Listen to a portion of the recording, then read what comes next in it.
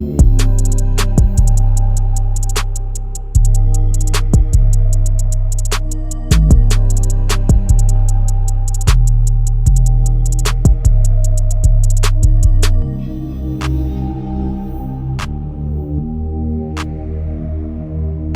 back to the Team to Beat Miami Heat podcast, your one-stop shop for daily Miami Heat content. My name is Amir. Doing a quick post-game show. The Miami Heat beat the Boston Celtics 124-103 in Boston, and a huge victory. The Miami Heat have somehow now won 6 games in a row after losing 10 straight. 5 of the games that they've won have been against pretty bad teams, but beating the Boston Celtics on the road, second best team in the East, is a huge step for this Miami Heat team, and it's a pretty shocking and random ass season. And it's been back and forth and up and down. It's been super frustrating, and obviously dealing with the Jimmy Butler saga and drama, and then also just dealing with all the double-digit losses in the fourth quarter, second half. Also, just in general, we've blown so many leads to the 10-game losing streak, to the Miami Heat now having their longest win streak of the season, longest win streak since 2023. First time they beat Boston on the road since 2022, I believe. The Miami Heat now are 35-41. They're the 9th seed, and they are like a game behind the Atlanta Hawks, and they're catching up to the 7th seed Orlando Magic, who are 37-40. So this is wild.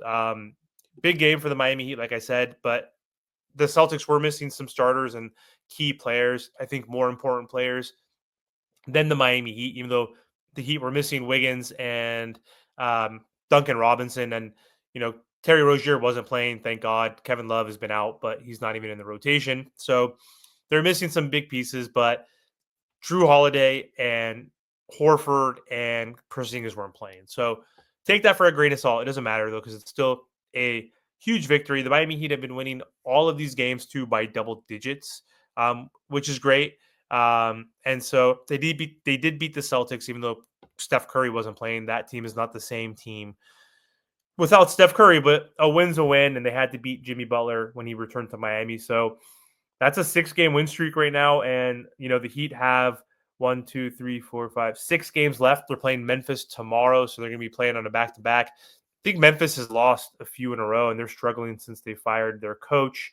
The Heat have a pretty soft schedule outside of Memphis and Milwaukee, who's going to be without Dame. They're going to play the Sixers, who are tanking. Chicago, they've been really good, but they've come back down to earth recently. And then they're playing the Pelicans and Wizards. So this Miami Heat team could shock the world and maybe get a 7th or 8th seed and have a double elimination opportunity versus a single elimination play-in opportunity. So let's get into the game though real quick. So big game again. The Heat were playing really well out of the gate, and we're up by double digits in the first quarter, and they ended up 29-22 after the first quarter. Second quarter, they came out strong again, scored 30 points to the Celtics 23, up by 14 at halftime.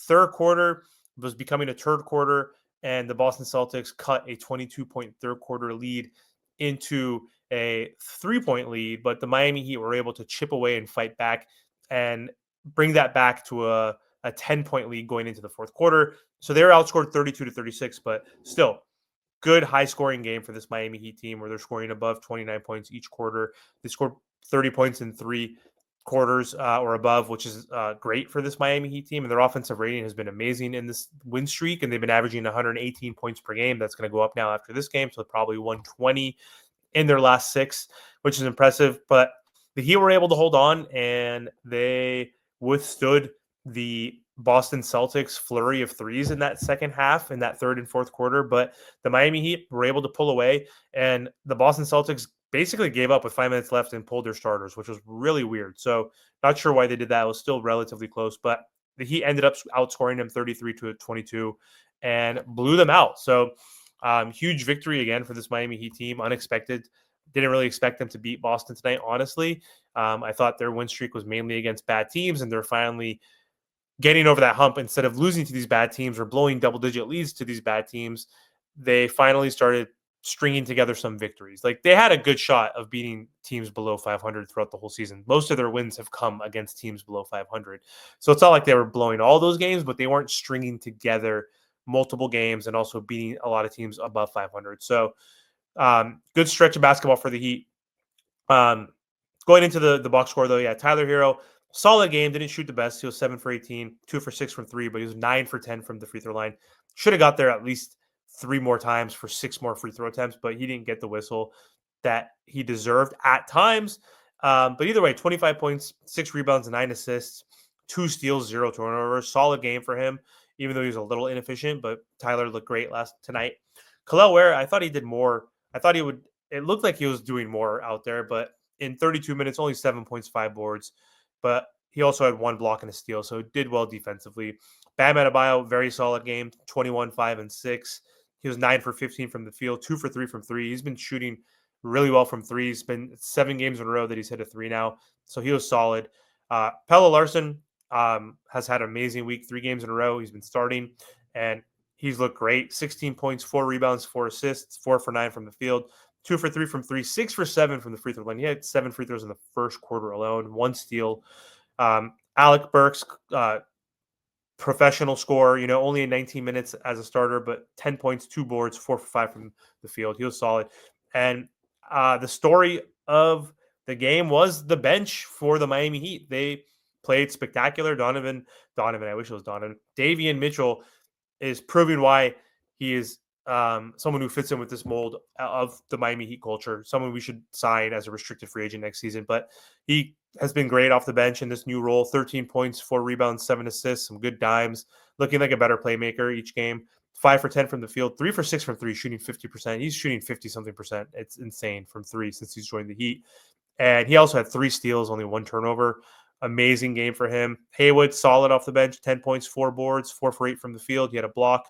And Kyle Anderson, best game in a Miami Heat uniform. Slow-mo was looking good out there, slowing the game down, super efficient. 19 points, only 1 rebound, 1 assist, but 7 or 11 from the field.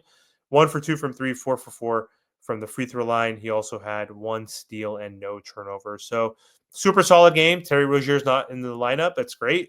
Jaime Jaquez got 2 minutes of garbage time with the Las Vegas G League team. So he's out of the rotation, and his sophomore slump has been solidified, and it's a really bad year, but hopefully he can bounce back next year. And he should probably not be in the rotation, just like Terry Rozier, because when those 2 guys are out, they typically play a lot better. Let's look at the Celtics side. Jason Tatum is one of the biggest pussies and bitches in basketball, who complains, cries, pushes off every single play, doesn't get that called against him, hooks.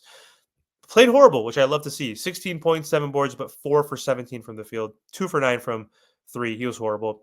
Derek White, the Miami Heat killer, solid game, but not the greatest game for him. 16 points, 6 rebounds, 4 assists. Jaylen Brown was great, 10 for 20 from the field, 24 points, 9 rebounds, 4 assists.